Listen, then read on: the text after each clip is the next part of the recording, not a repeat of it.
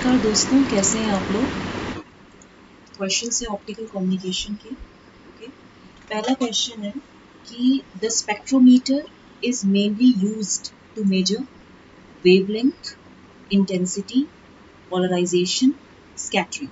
देखिए, स्पेक्ट्रोमीटर जो होता है it is a device for measuring wavelengths, okay, of light over a wide range of electromagnetic spectrum. It is widely used for spectroscopic analysis of sample materials. ठीक है, तो major applications इसके जैसे हैं characterization of proteins, characterization of proteins, space exploration, respiratory gas analysis, respiratory gas analysis, okay, in hospitals.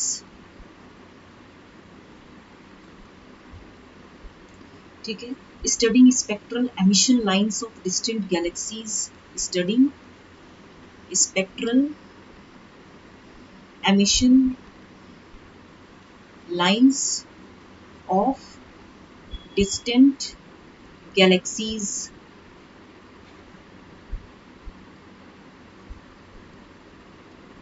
Okay, monitoring dissolved oxygen content in fresh water and marine ecosystems. तो ये भी कुछ एप्लीकेशन है। ये क्या है? Major applications of spectrometer, right. Next question है, consider the following statements regarding the advantages of optical fibre communication. C, enormous potential bandwidth, electrical isolation, immunity to interference and crosstalk, system reliability and ease of maintenance. Which of the above statements are correct? यहाँ पे आप एक और option लिख लीजिए। Fourth है 1, 2, 3 and 4, right. इसमें देखिए जो एडवांटेजेस ऑफ ऑप्टिकल कम्युनिकेशन है वो तो है एनॉर्मस बैंडविड्थ होती है, दैट मीन्स टेराहर्ट्ज तक होती है। दैट मीन्स ये होती है 2 × 10⁻12 टू 37 इंटू 10⁻12 हर्ट्ज तक होती है। इलेक्ट्रिकल आइसोलेशन होता है इसमें।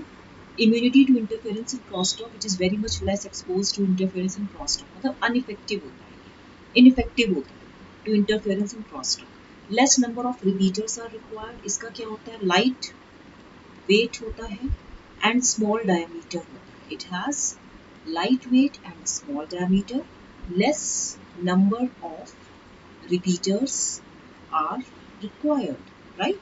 And low electromagnetic interference, low EMI, low electromagnetic interference. These are some advantages of optical fiber communication. तो इसका fourth option is the right option. Security of transmission भी रहती है, ठीक है।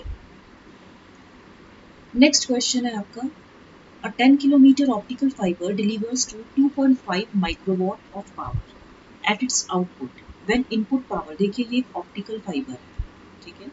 इट डिलीवर्स, जो इसमें जो आउटपुट पावर है वो है 2.5 microwatt. It delivers 2.5 microwatt of power और इसमें 10 किलोमीटर की ऑप्टिकल फाइबर है, मतलब लेंथ जो है इसकी 10 किलोमीटर है। When input power is 100 microwatt. तो इस तरह की 3 सच फाइबर्स हैं। There are 3 such fibres that are used to make an optical link of length 11 kilometre.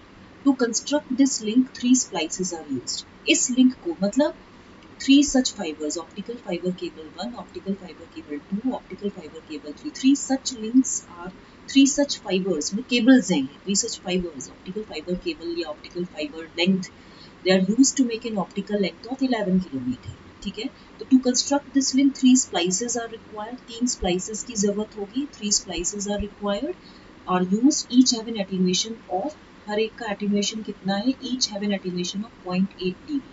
The power output for an input of 100 microwatt power in such link is कितना होगा? ठीक है, 100 इसने बोला है the output power for an input of 100 microwatt power. अब इसमें आप देखिए attenuation per kilometer, अगर मैं बोलूँ आपसे attenuation per kilometer for optical fiber, alpha dB is equal to 10/L log P input upon P output. This is the formula, right. अब यहाँ देखिए, इसको हम जब सॉल्व करेंगे तो ये 10/L log base 10. Input power कितनी है आप इधर लिख सकते हैं. मैं इसको, चलिए अगर मैं इस क्वेश्चन को मैं इधर लिख लेती हूँ. 10/L log base 10. Input power कितनी है आपकी 100 microwatt, right. And output power कितनी है आपकी 2.5 माइक्रोवॉट. ठीक है. अब आप इसमें देखिए, जब आप इन दोनों को सॉल्व करेंगे तो कितना हो जाएगा 40. ठीक है. तो जब आप इसे सॉल्व करेंगे तो 10/L log base 10 40. ठीक है. That means 10/L log base 10 4 into 10, तो 2 स्क्वायर हो गया. तो इसकी वैल्यू जो होगी जब आप इसे पूरा सॉल्व करेंगे, ये कितना दिया है आपको, इसमें एटीन्यूएशन कितना दिया है, it is each having an attenuation of 0.8 dB. जो देखिए, ये जो क्वेश्चन है आपका, लेंथ आपको कितनी दिया है, टोटल एटीन्यूएशन अभी तो देखिए यहाँ पे जब आप इसको सॉल्व करेंगे तो ये वैल्यू कितनी हो जाएगी 10/L log base 10 2 square plus 10 sorry log base 10 10. तो ये वैल्यू कुछ 2 log base 10 to 2 into 0.30 यानी कि 10/N 2 into 0.3010 plus 1. तो ये कितना हो जाएगा समथिंग 10/L into ये 0.6 हो गया तो 1.6. दैट मीन्स ये कुछ यहाँ पे 1.6 dB पर किलोमीटर आएगा. 1.6 dB पर किलोमीटर आएगा. इसे मैं दूसरे क्वेश्चन में कर देती हूँ. देखिए कॉपी, ये क्वेश्चन जो है मैं दूसरे में करती हूँ. ठीक है. इस क्वेश्चन में आप देखिए, मैंने आपको क्या बताया कि जो अल्फा dB है ये है 10/L log base 10 P input upon P output, right. तो P इनपुट कितना था आपका, it was around 100 microwatt. P output कितना था 2.5 माइक्रोवॉट. तो यहाँ पे देखिए ये वैल्यू कितनी हो जाएगी 10/L log base 10, ये वैल्यू इतना. तो ये 40 था, तो मैंने आपको सॉल्व कराया कि 1.6 dB पर किलोमीटर. तो टोटल एटीन्यूएशन फॉर 11 किलोमीटर अगर हमें निकालना है, टोटल एटीन्यूएशन फॉर 11 किलोमीटर, तो ये 1.6 इंटू 11 यानी कि 17.6 dB. जो एडिशनल एटीन्यूएशन होगा, जो एडिशनल एटीन्यूएशन होगा ड्यू टू 3 स्प्लाइसेस, ये हो जाएगा 3 इंटू 0.8, दैट मीन्स 2.4 dB. तो ओवरऑल एटीन्यूएशन कितना होगा, जो ओवरऑल एटीन्यूएशन होगा अल्फा डैश वो कितना होगा, वो आपका हो जाएगा 17.6 प्लस. देखिए यहाँ पे आपको इसने क्या बोला है कि मान लीजिए लेंथ 1 है, L इज इक्वल टू 1 है, तो यहाँ पे इसने अभी आइडियली तो 1.6 dB पर किलोमीटर हो गया है. ठीक है. तो यहाँ पे 11 किलोमीटर के लिए कितना हो जाएगा, दैट मीन्स ये कुछ इस तरीके से होगा, अल्फा इंटू एल होगा, तो इसने एल से मल्टीप्लाई कर दिया, ये एल था. तो 17.6 प्लस 2.4, दैट मीन्स ये कुछ करीबन आएगा 20 dB. तो now power input is 100 microwatt. अब पावर इनपुट कितना है आपका 100 माइक्रोवॉट. यहाँ पे इसकी वैल्यू कितनी होगी 20 is equal to 10 log base 10 P input upon P output. ये कैंसिल हो जाएगा, तो यानी कि P input upon P output log base 10 is equal to 2. That means P input upon P output is equal to 10 का square, that means it is 100. तो यानी कि which implies जो आपका P आउटपुट होगा वो हो जाएगा P इनपुट अपॉन 100. तो P इनपुट कितना हो जाएगा, इनपुट ऑफ 100 माइक्रोवॉट, यानी कि 100 माइक्रोवॉट और ये 100, तो कैंसिल होके 1 माइक्रोवॉट. तो आपका आंसर कितना आएगा फिर 1 माइक्रोवॉट. आपको देखिए यहाँ पे फॉर्मूला तो इसका यही है, जो फॉर्मूला है इसका, ठीक है. यहाँ पे एटीन्यूएशन पर किलोमीटर के हिसाब से दिया, एटीन्यूएशन पर किलोमीटर, दैट मीन्स ये अल्फा बाई एल होगा. सॉरी यहाँ एल नहीं आना चाहिए, सॉरी ये अल्फा बाई एल होना, इसको चेक करिएगा. 1.6 dB पर किलोमीटर आया, तो यानी कि alpha is equal to 1.6 times of L, और एल की वैल्यू 11 किलोमीटर थी, तब ये मल्टीप्लाई होकर 17.6 आ गया, राइट. अच्छा, नेक्स्ट क्वेश्चन है आपका, नेक्स्ट क्वेश्चन निकालते हैं, ये वाला क्वेश्चन है. ठीक है. Determine the threshold optical power in a long single mode fiber with 0.5 dB per kilometer for stimulated Brillouin scattering within the fiber at a wavelength of 1.3 micrometer. Okay, the fiber core diameter is 6 micrometer and the laser source bandwidth is 600 megahertz. ठीक है, अब आप इसमें देखिए stimulated ब्रायलियन scattering, ये क्या होता है? एसपीएस, ये एक नॉन लीनियर प्रोसेस होता है, ठीक है, that can occur in optical fibers that limits the output power of a fiber laser, that limits the output power of a fiber laser. Laser is usually transmitter source. Non-linear scattering जो होती है, non-linear scattering causes the optical power from one mode to be transferred in either forward or backward direction, ठीक है, to the same or other modes at a different frequency.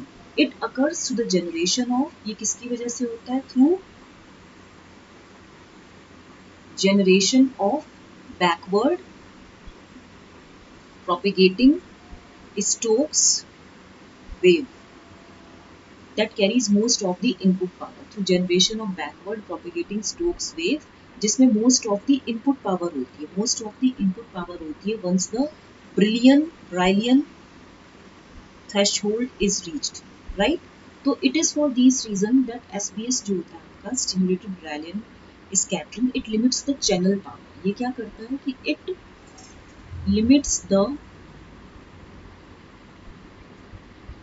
channel power, okay, in optical communication systems. That means यहाँ पे stimulated Brillouin scattering का मतलब क्या है कि it is a non-linear process that can occur in optical fibers that limits the output power of a fiber laser. That means it should not exceed or it should not come below the desired value.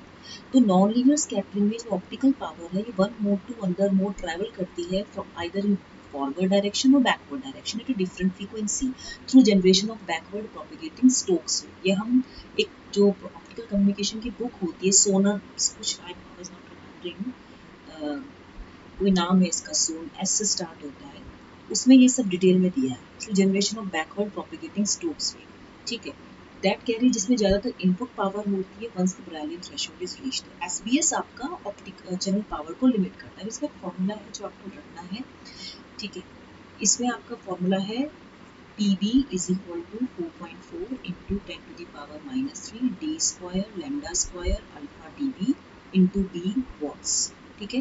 तो यहाँ जो PB है ये क्या है? आपका threshold power.